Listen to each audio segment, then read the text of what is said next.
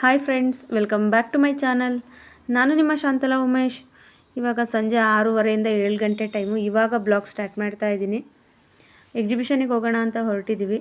Exhibition ದಸರಾದಲ್ಲೇ start ಆಗಿದೆ. Rush ಇರುತ್ತೆ ಅಂತ ನಾವು ಇಷ್ಟು ದಿನ ಹೋಗಿರಲಿಲ್ಲ. ಇವಾಗ ಡಿಸೆಂಬರ್ ರಜಾ ಮುಗಿಸ್ಕೊಂಡು ಊರಿಂದ ಬಂದಮೇಲೆ ಹೋಗೋಣ ಎಕ್ಸಿಬಿಷನ್ಗೆ ಅಂತ ಹೋಗ್ತಾ ಇದ್ದೀವಿ. ನಾನು ನಮ್ಮ ಮನೆಯವರು, ಆರಾಧ್ಯ, ನನ್ನ ಮಗಳು ಚಿಕ್ಕವಳು ಸಾನಿಧ್ಯ ಮತ್ತು ಕುಮಾರ 5 ಜನನೂ ಹೊರಟಿದ್ದೀವಿ ಎಕ್ಸಿಬಿಷನಿಗೆ ಹೋಗೋಣ ಅಂತ.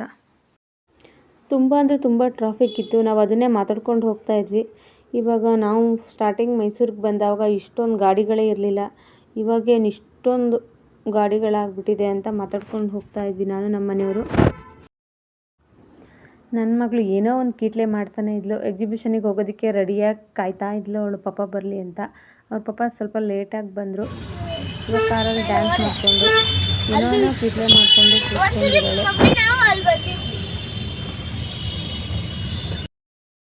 ಇವ್ರದ್ದು ಹೋಟೆಲ್ ಎಕ್ಸಿಬಿಷನ್ ಒಳಗಡೆ ಇರೋದ್ರಿಂದ ಇವ್ರಿಗೆ ಡೈರೆಕ್ಟ್ ಎಂಟ್ರಿ ಇತ್ತು. ಕಾರ್ ಒಳಗಡೆನೇ ಬಿಡ್ತಾಯಿದ್ರು. ಹಾಗಾಗಿ ನಾವು ಒಳಗಡೆನೇ ಹೋಗಿದ್ವಿ. ಕಾರೆಲ್ಲ ಒಳಗಡೆನೇ ನಿಲ್ಲಿಸ್ಕೋತಾರೆ. ಹೋದ ಸರಿಗಿಂತ ಈ ಸರಿ ಎಕ್ಸಿಬಿಷನು ತುಂಬಾ ಚೆನ್ನಾಗಿತ್ತು. ಕೆಲವೊಂದು ಹೊಸದಾಗಿ ಆ್ಯಡ್ ಮಾಡಿದ್ದಾರೆ. ಅದನ್ನು ನೋಡಿ ತುಂಬಾ ಖುಷಿ ಆಯಿತು. ನನ್ನ ಮಗಳು ಅಲ್ಲೇ ಡ್ಯಾನ್ಸ್ ಶುರು ಮಾಡಿದ್ಲು. ಏನೋ ಬ್ಯಾಕ್ಗ್ರೌಂಡ್ ಮ್ಯೂಸಿಕ್ ಬರ್ತಾಯಿತ್ತು. ಹಾಗಾಗಿ ವಾಯ್ಸ್ನ ಮ್ಯೂಟ್ ಮಾಡಿದ್ದೀನಿ. ನಡ್ಕೊಂಡು ಹೋಗ್ತಾ ಇದ್ದೀವಿ. ನಮ್ಮ ಮನೆಯವರು ನನ್ನ ಚಿಕ್ಕ ಮಗಳನ್ನ ಕರ್ಕೊಂಡು ಮುಂದೆ ಹೋದರು. ನಾನು ನನ್ನ ಮಗಳು ಹಿಂದೆ ಹೋಗ್ತಾ ಇದ್ದೀವಿ. ಈ ಸರಿ ಇದೆಲ್ಲ ಲೈಟಿಂಗ್ಸ್ ಎಲ್ಲ ಎಕ್ಸ್ಟ್ರಾ ಆ್ಯಡ್ ಮಾಡಿರೋದು. ತುಂಬ ಅಂದರೆ ತುಂಬ ಚೆನ್ನಾಗಿತ್ತು. ನಾನು ನೋಡಿದಂಗೆ ಇಷ್ಟೆಲ್ಲ ಇರಲಿಲ್ಲ, ಇಷ್ಟು ವರ್ಷ ಇಷ್ಟೊಂದು ಇರಲಿಲ್ಲ. ಮತ್ತು ಆಂಬುಲೆನ್ಸು, ಫೈರ್ ಇಂಜಿನ್ ಎಲ್ಲನೂ ಇತ್ತು. ಎಲ್ಲ ವ್ಯವಸ್ಥೆನೂ ಮಾಡಿದರು. ನಾನು ಇಷ್ಟು ವರ್ಷ ನೋಡಿರಲಿಲ್ಲ. ಈ ಕಡೆ ಒಳಗಡೆ ಬರ್ತಾ ಇರಲಿಲ್ಲ. ಎಂಟ್ರೆನ್ಸಿಂದ ಬಂದು ಹಾಗೆ ಎಕ್ಸಿಟ್ ಆಗ್ತಾಯಿದ್ವಿ. ಹಾಗಾಗಿ ಇದೆಲ್ಲ ಗೊತ್ತಿರಲಿಲ್ಲ. ಆಂಬುಲೆನ್ಸು, ಏನಾದರೂ ಎಮರ್ಜೆನ್ಸಿ ಇದ್ದರೆ ಆಂಬುಲೆನ್ಸು ಮತ್ತು ಫೈರ್ ಇಂಜಿನ್ ಎಲ್ಲನೂ ಇತ್ತು ಅಲ್ಲೇ.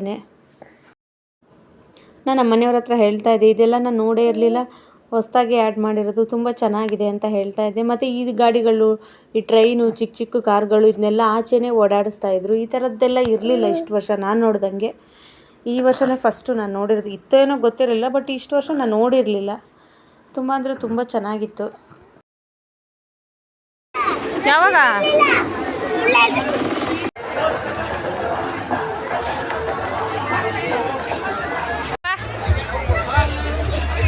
ಚಪ್ಪಲ್ ಚೇಂಜ್ ಮಾಡ್ಕೊಂಡು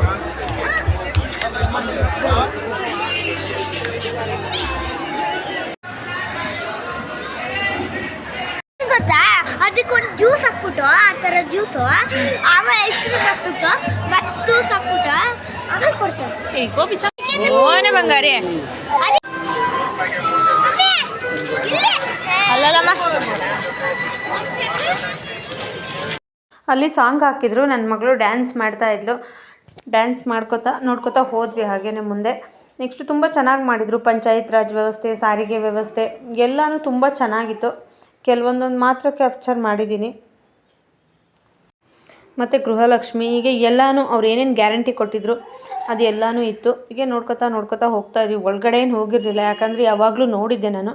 ಮತ್ತೇನು ಅದನ್ನೇ ಪದೇ ಪದೇ ನೋಡೋದು ಅಂದ್ಬಿಟ್ಟು ಹೋಗ್ತಾಯಿದ್ದೆ. ಬಸವಣ್ಣನ ಸ್ಟ್ಯಾಚು ಮಾಡಿದರು, ತುಂಬ ಚೆನ್ನಾಗಿತ್ತು. ಬಟ್ ಒಳಗಡೆ ಹೋಗಲಿಲ್ಲ ನಾವು. ನನ್ನ ಮಗಳು ಆಟಾಡೋಕ್ಕೆ ಹೋಗಬೇಕು ಅಂತ ಹಠ ಮಾಡ್ತಾಯಿದ್ಲು. ಹಾಗಾಗಿ ನಾವು ಇಲ್ಲೇನು ಹೋಗಿಲ್ಲ, ಒಳಗಡೆ ಹೋದ್ವಿ ಆಟಾಡ್ಸೋಣ ಅವಳಿಗೆ ಅಂತ. ನನ್ನ ಮಗಳು ತುಂಬ ಅರ್ಜೆಂಟಲ್ಲಿದ್ಲು. ಯಾವಾಗ ಹೋಗ್ತೀನೋ ಆಟ ಆಡ್ತೀನೋ ಅನ್ನೋ ಥರ ಇದ್ಲು. ಹೀಗೆ ನೋಡ್ಕೋತಾ ಹೋಗ್ತಾ ಇದ್ವಿ. ರೀಲ್ಸ್ ಸ್ಟ್ಯಾಂಡ್ ಮೇಲೆ ನಿಂತ್ಕೊಂಡಿದ್ವಿ. ಬಟ್ ನಾನು ಇಳಿದೆ. ನನ್ನ ಮಗಳು ಬ್ಯಾಂಗಲ್ ಬಂಗಾರಿ ಸಾಂಗಿಗೆ ಡ್ಯಾನ್ಸ್ ಮಾಡ್ತಾಯಿದ್ಲು. ಮೊದಲೇ ಅವಳಿಗೆ ಬ್ಯಾಂಗಲ್ ಬಂಗಾರಿ ಸಾಂಗ್ ತುಂಬ ಇಷ್ಟ. ಬಟ್ ಅಲ್ಲೆಲ್ಲ ಜನ ಇದ್ದರು, ಸ್ವಲ್ಪ ಭಯ ಪಟ್ಕೊಂಡಿದ್ಲು. ನಿಂತ್ಕೊಂಡಲ್ಲೇ ಮಾಡ್ತಾಯಿದ್ಲು. ನಾನು ಹೇಳ್ತಾ ಇದ್ದೆ ಜೋರಾಗಿ ಮಾಡು ಅಂತ. ನಿಂತ್ಕೊಂಡಲ್ಲೇ ಡ್ಯಾನ್ಸ್ ಮಾಡ್ತಾಯಿದ್ಲು ಅವಳು.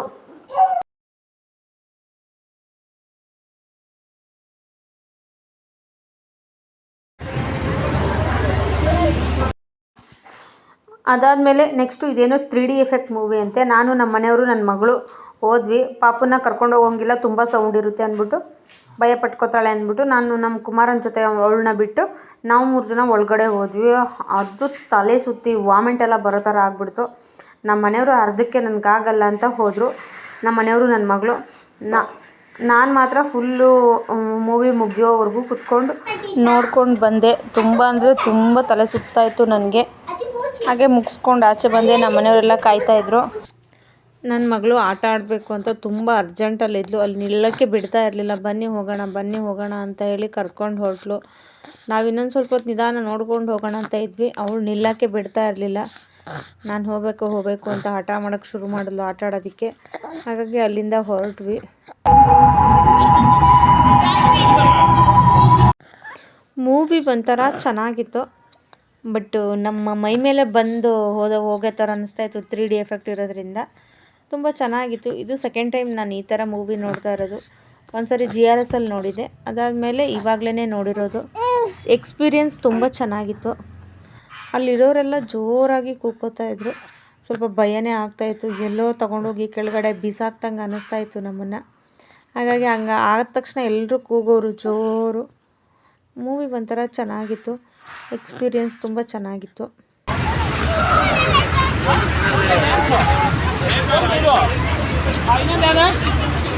ಏನೇನು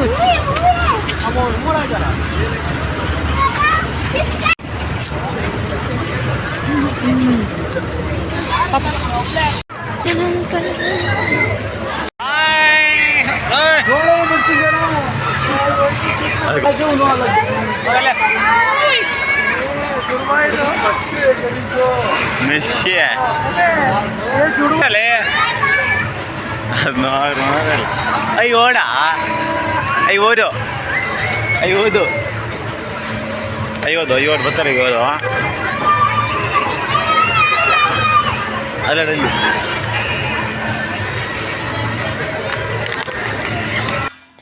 ಇದು ಬಾಲ್ ಹಾಕೋದು, ಇದು ತುಂಬ ಮೋಸ. ಒಂದು ಬುಟ್ಟಿ ಬಾಲ್ ಹಾಕಿದರೆ ಅದರಲ್ಲಿ 5-6 ಇರುತ್ತೆ ಅಷ್ಟೇ. ಒಂದು ಬುಟ್ಟಿಲಿ ಒಂದು ಬುಟ್ಟಿ ಬಾಲ್ ಹಾಕಿದರೆ 50 ರೂಪಾಯಿ ಕೊಡಬೇಕು. ನಾನು ಒಂದು ಹಾಕಿದೆ, ನಮ್ಮ ಮನೆಯವರು ಒಂದು ಹಾಕಿದ್ರು, ನನ್ನ ಮಗಳು ಒಂದು ಹಾಕಿದ್ಲು, ಕುಮಾರ ಒಂದು. ಒಟ್ಟು 4-5 ಒಟ್ಟು 350 ರೂಪಾಯಿ ಆಯಿತು. ಎಷ್ಟು ಒಂದು 5 ಏನೋ ಹಾಕಿದ್ವಿ, 5-6 ಹಾಕಿದ್ವಿ ಅನಿಸುತ್ತೆ. ಒಬ್ಬೊಬ್ರು 2 ಹಾಕಿದ್ವಿ. ಯಾವುದು ಒಂದು ಏನೇನೋ ಚಿಕ್ಕ ಚಿಕ್ಕ ಐಟಮ್ ಬಂತು ನಮಗೆ. ಏನು ಪೆನ್ ಕೆರ್ಕೊಳ್ಳೋದಂತೆ, ಟೀ ಸೋಸೋದು ಒಂದು ಬಂತು. ಇನ್ನೊಂದು ನಿಂಬೆಹಣ್ಣು ಹಿಂಡ್ತೀವಲ್ಲ ಅದೊಂದು. ಈ ಥರದ್ದು ಏನೇನೋ ಚಿಕ್ಕ ಚಿಕ್ಕ ಮತ್ತಷ್ಟು ಹಾಕಬೇಕು ಅನ್ನಿಸ್ತಾ ಇತ್ತು. ಹಾಗಾಗಿ ಹಾಕ್ತಾಯಿದ್ವಿ. ನನ್ನ ಮಗಳು ನಾನು ಹಾಕ್ತೀನಿ ಅಂತ ಹೇಳಿ 2-3 ಅವಳೇ ಹಾಕಿದ್ಲು. ನಮ್ಮ ಮನೆಯವರು ಒಂದು ಹಾಕಿದ್ರು. ಅಲ್ಲಿ ಒಂದು TV ಮತ್ತು ಒಂದು ಬೈಕು, ದೊಡ್ಡ ಐಟಮ್ಗಳಿತ್ತು. ಬಟ್ ಯಾರಿಗೂ ಬಂದಿರೋ ಥರ ಏನಿಲ್ಲ. ಅದು ಎಷ್ಟೋ ವರ್ಷದ ಹಳೇದು ಅನಿಸುತ್ತೆ, ಹಾಗೇ ಇತ್ತು. ಎಲ್ಲ 6 ಬಾಲ್ಗಳು ಒಂದೇ ನಂಬರ್ಗೆ ಬೀಳಬೇಕು ಅಂತ ಹೇಳಿದರು.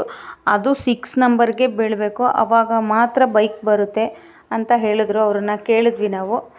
ಅದಕ್ಕೆ ಹಿಂಗೆ ಹೇಳಿದ್ರು, ಎಲ್ಲ ನಂಬರು ಒಂದಕ್ಕೆ ಬರಬೇಕು, ಅದು 6 ನಂಬರ್ಗೆ ಎಲ್ಲ ಬಾಲ್ಗಳು ಒಂದೇ ನಂಬರ್ಗೆ ಬೀಳಬೇಕು ಅಂತ ಹೇಳಿದರು. ಅದು ಆಗದೆ ಇರೋ ಕೆಲಸ. ಯಾರಿಗೂ ಹಂಗೆ ಹಾಕೋದಕ್ಕೆ ಕಷ್ಟ ಆಗುತ್ತೆ. ಯಾರಿಗಾದ್ರೂ ಬಂದಿದೆಯಾ ಬೈಕು ಅಂತ ಕೇಳಿದ್ವಿ. ಬಂದಿದೆ, 2-3 ಸರಿ ಬೈಕು ಹೋಗಿದೆ ಯಾರಿಗೂ ಅಂತ ಹೇಳಿದ್ರು.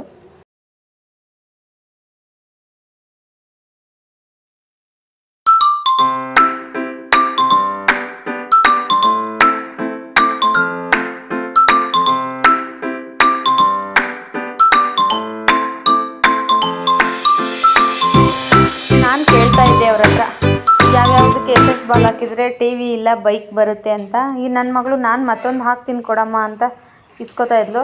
ಎಲ್ಲನೂ ನೀನೇ ಹಾಕೋದು ಬೇಡ, ನಾನು ಹಾಕ್ತೀನಿ ಕೊಡು ಅಂತ ಇಸ್ಕೊತಾ ಇದ್ದೆ. ಈಗಾಗಲೇ ಅವಳು ಒಂದು 2-3 ಹಾಕಿದ್ಲು ಬಾಲು. ಆದರೂ ಅವರಪ್ಪ ಮತ್ತೊಂದು ಕೊಡಿಸ್ತಾ ಇದ್ದಾರೆ. ಅವಳು ಹಾಕಿರೋದು ಹಾಕಿರೋ ಬಾಲ್ಗಳಿಗೆಲ್ಲ ನಮ್ಮ ಹತ್ರ ಒಂದೊಂದು ಚಿಕ್ಕ ಚಿಕ್ಕ ಐಟಮ್ಗಳಿದೆ, ಅದೇ ಬಂದಿರೋದು.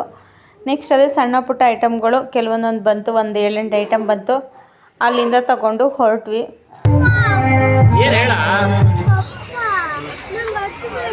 ಅದು ಬೇಕಂದ್ರೆ ಆ ನಂಬರ್ಗೆ ನೀನು ಹಾಕಬೇಕು.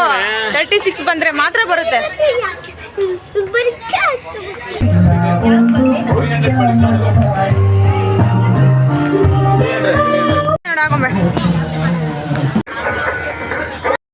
ನನ್ನ ಮಗಳು ದೊಡ್ಡವಳು ಜ್ಯೂಸ್ ಕುಡಿತೀನಿ ಅಂತ ಜ್ಯೂಸ್ ಕುಡಿತಾ ಇದ್ಲು. ಅವಳಿಗೆ ಜ್ಯೂಸ್ ಕುಡಿಸ್ಕೊಂಡು ಹಾಗೆ ಹೊರಟ್ವಿ. ತುಂಬ ಚೆನ್ನಾಗಿ ಮಾಡಿದರು. ಹೀಗೆ ನೋಡ್ಕೋತಾ ಹೋಗ್ತಾ ಇದ್ವಿ. ಏನು ಗ್ಯಾರಂಟಿ ಯೋಜನೆಗಳಿತ್ತು ಅದೆಲ್ಲನೂ ಇತ್ತು. ಒಳಗಡೆ ಹೋಗಿ ನಾವೇನೂ ನೋಡಲಿಲ್ಲ. ಈಚೆನೇ ನೋಡಿಕೊಂಡು ಲೇಟ್ ಆಗಿಬಿಡುತ್ತೆ ಅಂದ್ಬಿಟ್ಟು ಮಗು ಬೇರೆ ಕರ್ಕೊಂಡು ಹೋಗಿದ್ವಿ. ಅದಕ್ಕೆ ಲೇಟ್ ಆಗಿಬಿಡುತ್ತೆ ಅಂತ ಹೊರಟ್ವಿ.